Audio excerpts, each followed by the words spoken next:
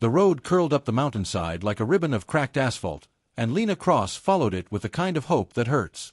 The moving truck behind her carried everything she owned, boxes labeled healing, new life, and start over in her handwriting. The divorce papers were still fresh in her glove compartment, but today she wanted to believe in fresh air and second chances. When she finally pulled into the gravel driveway, the cabin looked exactly as it had online: weathered pine siding, chipped paint, windows clouded with age. It wasn't much, but it was hers. The quiet was almost holy. No traffic, no voices. Just wind through the trees and the distant hush of a river. For the first few days, she worked alone, scraping old wallpaper, sweeping out dust thick as regret. Every nail hammered felt like reclaiming a piece of herself. At night, she'd light a candle, sip wine, and imagine laughter echoing off the cabin walls.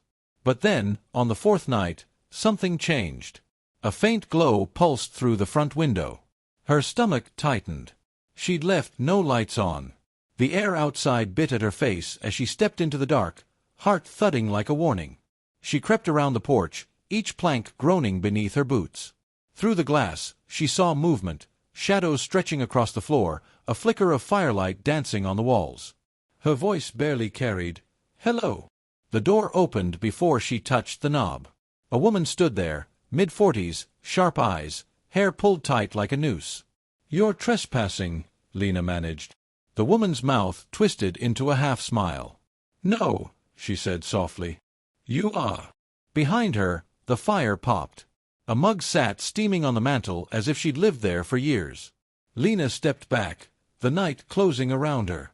The fog thickened, swallowing the cabin in white. She didn't notice the faint light still glowing from the upstairs window, long after the woman shut the door. The night after that first encounter, Lena didn't sleep. She sat at her kitchen table miles away, surrounded by papers, bank statements, mortgage approvals, signed deeds, proof that the cabin was hers. The documents looked fragile in the lamplight, as if a strong breath could erase them. She told herself it was a misunderstanding, that by morning it would all be cleared up. By noon, she drove back up the mountain. The road that had once felt like promise now seemed endless and narrow, each turn heavy with dread. When she reached the cabin, her stomach dropped. A pickup truck sat in the driveway. Children's bicycles leaned against the porch. Smoke rose lazily from the chimney. She froze, gripping her folder of papers like a weapon. The door swung open. Karen stood there again, this time smiling. "Oh, you're back," she said pleasantly, as though Lena were a neighbor stopping by uninvited. "I have proof," Lena said, voice shaking. "This house is mine." Karen blinked slowly. "We've lived here for months." "Who are you again?" The words hit harder than she expected. When the police arrived, their lights bathed the snow in cold blue flashes. Officer Daniels flipped through Lena's paperwork while Karen leaned on the porch rail, calm and steady. A man, Doug, she learned, stood behind her, one arm draped over her shoulder, the picture of domestic peace. Their kids laughed somewhere inside. "It's a civil matter," Daniels said finally. "You'll have to settle it through the courts." Lena stared at him, speechless. "You're telling me I can't even go inside my own house?" Karen sighed sympathetically. "Sometimes people get confused. Titles, dates, it happens." Doug added softly, "You should be careful driving up here in the snow." As the officers left, the porch lights flickered on, glowing warm and steady, like a welcome meant for someone else. The laughter from inside echoed into the night, chasing Lena down the gravel road. Behind her, the cabin lights stayed on long after she disappeared into the dark. The next morning, Lena parked a mile down the road, afraid to get too close. The cabin looked peaceful from a distance, smoke curling from the chimney, children's laughter spilling into the cold air. To anyone else, it was a picture of home. To her, it was theft dressed as normalcy. She started knocking on nearby doors, desperate for someone to believe her. Most neighbors hesitated, eyes darting toward the cabin before answering. Finally, one man, older, gray beard, oil-stained hands, let her inside. His name was Eli Harker. "I know them," he said quietly, pouring her coffee that smelled of burnt toast. "The Millers. Couple years back, they did this over in Cedar Valley. Moved right into a foreclosed place. claimed the deed was theirs. By the time the real owners fought it in court, the Millers had sold everything inside. Lena gripped the mug. But the police? Eli shook his head. They don't leave easy. They make you look crazy first. Outside, wind scraped dead branches against the window. For a moment, she swore she saw a figure by her car, standing too still to be random. When she blinked, it was gone. Later, as she drove off, the steering pulled hard to the right. She stopped, heart pounding. Both front tires were flat, slashed clean. The snow around them was marked with footprints leading back toward the road. She sat there, breath fogging the windshield, hands trembling on the wheel.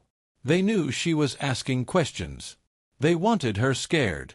When she finally looked back toward the cabin, the porch light blinked twice, on, off, on again, like someone knew she was watching. The discovery of small, hidden cameras outside the cabin's windows pushed Lena past reason. Every glance at the porch, every flicker of movement inside had been recorded, catalogued, and observed. Rage burned through her chest as she stormed up the snowy path, clutching a wrench like a weapon. The front door swung open before she reached it. Karen stood there, perfectly composed, her calm smile like a knife. "Back so soon?" she asked, tilting her head. "Enough!" Lena shouted, voice breaking. "I've had it. You have no right." She shoved past her, stepping into the warmth of the cabin, only to be met with silence, then the sound of children giggling from the corner. Doug lingered near the fireplace, arms crossed, expression blank. Karen's eyes hardened. "Do you want to know the truth?" she asked quietly. Lena hesitated. "I never had a father who owned this house." Lena froze. What do you mean?" "It's about revenge," Karen spat, stepping closer. "My husband lost this house years ago to foreclosure. To me, everything that was taken, I'm taking back. And you're just another obstacle." Lena's hands shook, wrench clattering to the floor. Windows rattled as the winter wind cut through the broken door she'd slammed open. Glass shards glimmered on the wooden floor. Her chest tightened, heart hammering in panic and disbelief. "You can't do this," Lena whispered, voice trembling. You're insane." Karen laughed, a cold, hollow sound. "Insane? Maybe. But you'll see, you'll remember me. And by the time the world believes you, it'll be too late." Lena backed toward the doorway, mind racing. Fight or flee. There was no safety, no authority willing to intervene. Outside, the snow fell silently, untouched, mocking her helplessness. Weeks later, Lena returned, the mountain road beneath her tires slick with early frost. Police had done what they could. The Millers were gone, the cabin empty, but the memory of their intrusion lingered like smoke in the rafters. She stepped inside, chest tight, every floorboard creaking under her boots, echoing her own heartbeat. A single family photo sat on the mantel, a frozen scene of Karen, Doug, and their children. Lena's fingers hovered over the frame, hesitating. The wind whistled through a cracked window, making the curtains flutter like ghostly arms. Her phone buzzed, a voice message. She pressed play. "They're gone. I think." Her throat tightened. The words brought no relief, only a hollow, lingering tension. She walked through the room slowly, noticing the emptiness, the way the air carried traces of lives that weren't hers. Every corner seemed to watch her, every shadow whispering secrets she didn't want to hear.